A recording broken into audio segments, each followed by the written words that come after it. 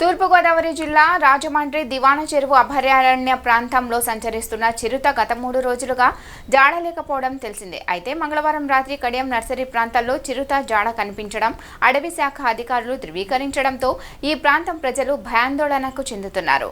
దివాన చెరువు ప్రాంతం నుంచి ఈ చిరుత కడియం ప్రాంతానికి వచ్చినట్లు కాలిముద్రలు ద్వారా అధికారులు నిర్ధారించారు. అయితే కడియం వీరవరం రోడ్ మధ్యలో ఉండే దోసాలమ్మ కాలనీలో ఈ చిరుత జాడలు కనిపించడం తో ఆ కాలనీ వాసులంతా తీవ్ర భయాందోళన చెందుతున్నారు.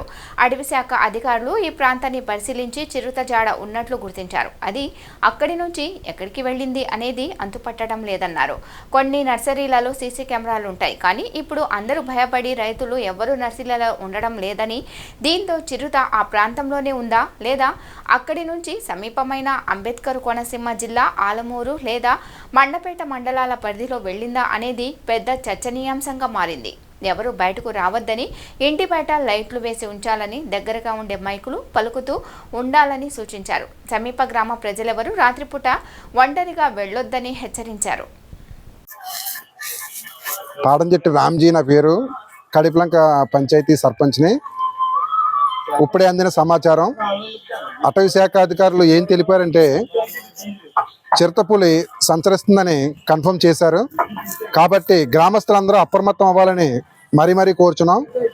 ప్రతి ఒక్కరి ఇళ్లలో కూడా లైట్లు వేసి, అలాగే ఒక టేప్ రికార్డు ఉన్న వాళ్ళు సౌండ్ సిస్టమ్ మెయింటైన్ చేయాల్సిందిగా కోరుచున్నాం. ఎవరు కూడా బయటికి రావద్దని మరీ కోరుచున్నాం. అలాగే అందరికీ కూడా ఇంకో విషయం చెప్పేది ఏంటంటే, ఎవరు కూడా ఎటకారంగా తీసుకోవద్దు. చాలా సీరియస్గా చెప్తున్నాం. మీరందరూ కూడా అప్రమత్తం అవ్వాలని మరీ కోరుచున్నాం.